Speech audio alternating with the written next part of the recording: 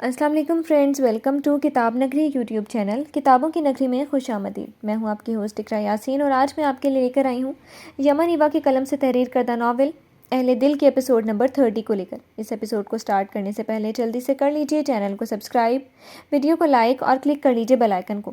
اب آتے ہیں ایپیسوڈ کی جانب۔ صبح صبح اس کی آنکھ نماز کے لیے کھلی تھی۔ اٹھ کر نماز پڑھی اور چھت پر جا کر ٹھنڈی ہوا میں ٹہلتی گہرے سانس لینے لگی۔ پہلے تو اسٹور میں رہنے کی عادت تھی مگر اب وہاں دم گھٹنے لگا۔ ساتھ والی چھت پر بھی لائٹ جل رہی تھی، مطلب شاہد بھی جاگا ہوا تھا۔ وہ کچھ دیر درمیان کی دیوار کو تکتی رہی۔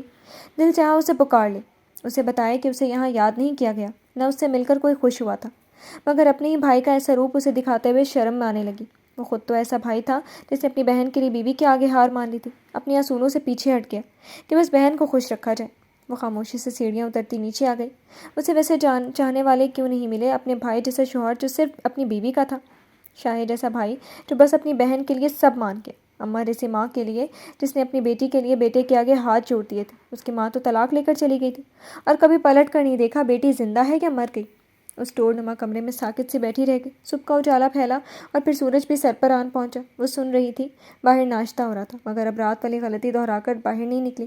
خاموشی چھانے کے کافی دیر بعد جب اسے لگا کہ سب جا چکے ہیں، اس کے کمرے کا دروازہ بجا۔ وہ چونکی۔ دروازے پر ندیم کھڑا تھا۔ اس کے پاس آ کر ایک موبائل اسے پکڑا دیا۔ مہنگا سا اسمارٹ فون تھا۔ بریا حیرت سے دیکھنے لگی۔ یہ بھی دروازے پر شہید دے کر گیا، جلدی میں تھا وہ، تمہارا پوچھا مگر مجھے لگا تم سو رہی ہو تو اسے کہہ بھی دیا کہ سو رہی ہو۔ ندیم کے بتانے پر وہ حیران رہ گئی۔ شاہد نے موبائل بھی دے دیا؟ وہ موبائل پکڑ کر بیٹھی رہی۔ وہ اعتبار کر رہا تھا یا اسے اس کے حال پر چھوڑ رہا تھا؟ وہ خوشی محسوس نہیں کر پائی۔ ندیم پلٹا اور دروازے کے پاس جا کر رک گیا۔ بریا مجھے معاف کر دینا، لیکن بہتر ہوگا کہ آج واپس چلی جاؤ۔ فرح نے صبح ہی کہہ دیا کہ وہ واپس آ کر تمہیں یہاں نہ دیکھیں، اگر اس نے دیکھ لیا تو خواہ مخواہ ہنگامہ کھڑا کر دے گی۔ ندیم نے نظریں چرا کر کہا اور وہاں سے چلا گیا۔ اسے صاف صاف لفظوں میں نکل جانے کا کہا گیا تھا۔ وہ موبائل کی سیاہ اسکرین کو گھورتی رہی۔ نہ موبائل کبھی ملا، نہ چلانا آتا تھا، اب اس کا کیا کرے؟ ندیم کی بات پر زمین میں گڑ گئی۔ اب جا کر شاہد کو کیسے کہے کہ بس ایک رات ہی رکھا تھا بھائی نے۔ ندیم کے جانے کے بعد وہ اپنا بیگ اٹھاتی اس اسٹور سے باہر نکل گئی۔ کچن میں نہ اس کے لیے کھانا پڑا تھا، نہ اسے کھانے کی ضرورت تھی۔ صبح ناشتے کے لیے چراغ نے ہنا کو جگانا مناسب نہیں سمجھا تھا۔ وہ جلدی میں بریڈ کے ساتھ آملیٹ اور چائے لے کر کمرے میں لے آیا۔ ہنا کو جگا کر ناشتہ کروایا اور خود تیار ہو کر آفس چلا گیا۔ پیچھے ہنا آرام سے دن کے 12 بجے اٹھی تھی۔ فریش ہو کر پیزا آرڈر کر کے منگوایا اور لنچ کے وقت وہی کھا لیا۔ ملازمہ سے آٹا گوندنے کا کہہ دیا اور خود مسز سمرا کو کال ملا لی۔ ان سے بات کر کے سب اچھا ہو جانے کا بتایا جو انہیں اندر تک چلا گیا تھا۔ شام ہوئی تو اس نے رات کے کھانے کے بارے میں سوچتے ہوئے کچن میں پاؤں رکھا، مگر کچھ بنانے کی ہمت نہیں ہو رہی تھی۔ آٹا تو گوندا ہوا تھا مگر روٹی کیسے بناتی؟ اسی وقت جرار آفس سے واپس آن پہنچا۔ اسے کچن میں دیکھ کر وہیں آ گیا۔ وہ پریشان سی کھڑی تھی۔ اس نے مسکراتے ہوئے اسے گلے لگا لیا۔ ویٹ، میں ابھی آتا ہوں، تم کچھ مت کرنا۔ محبت سے اس کا سر تھپتھپا کر بولا تو وہ سر ہلا گئی۔ وہ چینج کر کے آیا اور اپرن باندھ کر فریج سے چکن نکال کر دھونے لگا۔ ہنا ایک طرف چیئر پر بیٹھ کر اسے دیکھنے لگی۔ چکن کڑھائی پسند ہے؟ وہ اس سے پوچھنے لگا۔ ہنا کی آنکھیں چمک اٹھی۔ جلدی سے اس بات میں سر ہلا دیا۔ وہی بنانے والا ہوں، آج یہ سیکھ لو، اگلی بار تم بنانا۔ وہ سنجیدگی سے بولا تو وہ اٹھ کے اس کے پاس جا رکی۔ وہ جیسے جیسے کرتا گیا غور سے دیکھتی رہی۔ گندا ہوا آٹا ہے کیا؟ چراغ نے کڑھائی کو تقریباً تیار کر کے پوچھا۔ وہ فریج سے آٹا نکال کر اس کے سامنے شیلف پر رکھ گئی۔ وہ چونک گیا۔ مجھے کیوں دے رہی ہو؟ یہ آٹا لو، روٹیاں بناؤ۔ چراغ کے حکم پر ہنا کے ہاتھ پیر پھول گئے۔ مگر مجھے روٹی بنانی نہیں آتی چراغ، اس نے معصوم صورت بنا کر کہا تو چراغ اس کا چہرہ ہاتھوں کے پیالے میں بھرتا اس کی آنکھوں میں دیکھنے لگا۔ تو میری جان، سیکھنے سے آئیں گی نا؟ اب مزید ڈرامے مت کرو اور روٹی بناؤ۔ وہ گال تھپ تھپا کر بولتے ہوئے ہنس کر دور ہوا تو ہنا نے منہ بنایا۔ کل آپ نے کہا تھا ہیلپ کریں گے، وہ ناراض صورت بنا کر بولتی جرار کو ہنسنے پر مجبور کر گئی۔ تو یہ ہیلپ ہی ہے، آدھا کام کر چکا ہوں، صرف روٹیاں بنانی ہیں۔ چلو بھی ہنا، اب سیکھو گی تو آئے گا نا کام، وہ اسے نرمی سے سمجھاتے ہوئے خشک آٹا نکال کر رکھ گیا۔ ہنا نے بھی مزید بحث کیے بنا سیدھی شرافت سے ہاتھ دھو کر پیڑے بنانے کی کوشش کی۔ وہ کڑھائی میں چمچ چلا کر چیک کرتا، چولہا بند کر کے پلٹا تو وہ آٹے کو گول گول کرتی ہاتھوں پر چپکا گئی۔ جرار کا ہنس ہنس کر برا حال ہو رہا تھا۔ ہنا رونے والی ہو گئی۔ ہاتھوں سے آٹا اتارنا مشکل ہو گیا۔ پاگل انسان، خشک آٹا لگاؤ، اس نے ہنستے ہوئے سمجھایا۔ ہنا ہاتھ دوبارہ سے دھو کر آئی۔ مجھے نہیں آئے گا طریقہ، آٹے کو دیکھ کر روحانسی ہوتی بول رہی تھی۔ چراغ نے گہرا سانس بھرا۔ اوکے، پھر کل سے تم سالن بناؤ گی اور روٹی میری ذمہ داری، اس نے خفگی سے کہہ کر اسے پیچھے کیا اور خود روٹی بنانے لگا۔ ہنا لب دباتی ہنس کر پیچھے بیٹھ چکی تھی۔ روٹیاں بناتے ہی چولہا بند کر کے وہ پسینہ صاف کرتا اسے ہنستا ہوا پا کر گھورنے لگا۔ یہ سب پھیلاوا سمیٹو اور کھانا لے کر آؤ، میرا کام یہیں ختم ہوا، ہاتھ جھاڑ کر بولتا وہ کچن سے نکل گیا۔ ہنا کی ہنسی سمٹ گئی۔ शेल्फ पर प्याज़ों के छिलके और आटा फैला हुआ था। दूसरा फैलावा भी था। उसने मुंह बसूरते हुए सब देखा, फिर किचन से बाहर झांका। जरार अब जा चुका था। उसने जल्दी से मुलाजमा को बुलवाकर सब साफ करवाया और खाना डलवाकर कमरे में पहुंच गई। इतना फैलावा कौन करता है कुकिंग के दौरान? मुझे इतना टाइम लग गया समेटते समेटते। वह टेबल पर ट्रे रखती उसे सुनवा रही थी। जरार ने बुखार उसे देखा। तुम्हें या तुम्हारी मुलाजमा को? उसके सवाल पर वो हड़बड़ा गई। जरार से नज़र चुराई। आप मुझ पर शक कर रही हैं? नाराज़गी जाहिर करती उससे फासले पर बैठ गई थी। नहीं, यकीन है मुझे, तुमने वहाँ किसी चीज़ को हाथ नहीं लगाया। वो सुकून से बोलता प्लेट में सालन निकालने लगा। हना उसे घूरने लगी। अभी पानी पीने बाहर निकला था जब तुम चालाक बिल्लियों की तरह बाहर झांकती सारी सफाई करवा रही थी। मैं खामोशी से अंदर आ गया। सोचा था ये बात रहने दूंगा, मगर जैसे तुमने अंदर आकर ड्रामा किया ना, रहा ही नहीं गया। चिरार की मुस्कुराहट दबाकर बोलने पर हना खिफ़्फ़त से सुर्ख पड़ गई। पानी का ग्लास भरकर मुंह से लगाती सुनी अनसुनी कर गई। वह हंसी दबाने के लिए रोटी का निवाला मुंह में रख गया था। हना भी अब चुपचाप खाना खाने लगी थी। खाना खाकर जरार ने हाथ टिश्यू से साफ किया और हना को देखा। अब जाकर अच्छे बच्चों की तरह मेरे लिए चाय बनाओ और ख़ुद बनाकर लाना, उसने हना का गाल थपथपाकर नरमी से कहते हुए साथ वार्न किया। वह सर हिलाकर बर्तन उठाकर वहाँ से चली गई। ये तो शुक्र था कि उसे चाय बनानी आती थी। अच्छे से चाय बनाकर लाती जरार को फातिहाना नज़रों से देखने लगी। गोया पूरे घर का बेहतरीन काम करके आई हो। शाहे शाम को बैंक से लौटा तो चेंज करके बरिया को मिलने पहुंचा। पूरा दिन उसे कॉल करता रहा था, मगर उसने एक बार भी कॉल अटेंड नहीं की थी। नदीम ने दरवाज़ा खोला तो गुस्से से भरा शहीर हैदर दरवाजे पर ही मौजूद था। नदीम घबरा गया। शहीर के चेहरे के तासुरात ऐसे होते थे जैसे सालिम निगल जाएगा। जाने अब क्या हो गया उसे। अपनी बहन को भेजो, बस उसे लेने आया हूँ। वह जब्त से बोला तो नदीम का मुँह खुल गया। मेरी बहन? क्या मतलब? वह हैरत से पूछता अकला गया। शाही ने तंजिया नज़रों से उसे देखा। हाँ, जानता हूँ तुमने उसे बहन नहीं समझा कभी, मगर अब ऐसा भी नहीं हो सकता कि कल आई बहन को भूल गए हो। शाही की तंजिया बात पर नदीम के औसान खता हुए। वो जब से आया था बरिया घर पर नहीं थी। उसे यही लगा शहीद के पास जा चुकी है, मगर शहीद का यूँ आकर सवाल करना मतलब वो फिर से भाग गई। नदीम का टेंशन से बुरा हाल होने लगा। शाही को उसका रवैया मशकूक लगा तो घर में दाखिल होता दरवाज़ा बंद करके नदीम को खींचता अंदर ले गया। कहाँ है मेरी बीवी? उसने घुरा कर सवाल किया। सुबह ही चली गई थी वो तो, मुझे नहीं पता शायद। नदीम की बात पर शाही के मुक्के पर अधूरी रह गई। बेगैरत इंसान, तुम्हारे घर से बहन गायब है और तुम्हें यह तक नहीं पता कि कहाँ गई? वो बमुश्किल आवाज़ दबा रहा था कि लोग ना सुने, वरना गुस्से से चीखना चाहता था। आवाज़ों पर फराह कमरे से बाहर निकल आई। मामला सुना तो उल्टा बरिया को बुरा भला कहती शाही को बेगैरत बना गई, तो बीवी को ऐसे छोड़ गया था। वो तो यही चीज़ थी। यहाँ नज़र चूकी, वहाँ वो किसी यार के साथ भाग खड़ी हुई थी। बड़ी मुश्किल से बांध कर उसे रखा था, तभी कम उम्री में ब्याह दी। तुमसे अपनी बीवी नहीं संभाली गई तो अब यहाँ शोर करने की ज़रूरत नहीं है, फरा दो बदू जवाब दे रही थी। आवाज़ें वहीं अंदर के अंदर रह गई। शाही ने उनका घर छान मारा, मगर बरिया कहीं नहीं थी। वो गुस्से में घर से निकला, इर्द गिर्द हर जगह जीभ भगा कर देखा। थक कर दोबारा नदीम के पास जा पहुंचा। उसकी कोई दोस्त या जान पहचान वालों का पता है तो बताओ, उसने स्पॉट लहजे में कहा। तो नदीम ने उसकी एक इकलौती दोस्त का पता दिया। वहाँ जाकर पूछा तो उसने भी नफ़ी की। बरिया को वो उसकी शादी से पहले मिली थी, फिर ना कभी देखा ना ही मिल सकी। नंबर ट्रेस करवाया तो नदीम के घर की लोकेशन थी।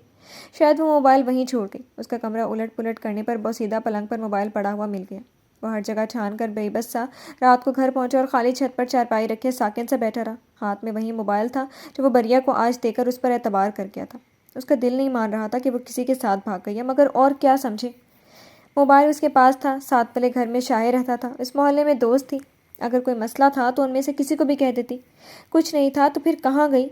वो अब मोहल्ले के लोगों से अपनी बीवी के बारे में सवालात करता तो गैरत से मरना चाहता।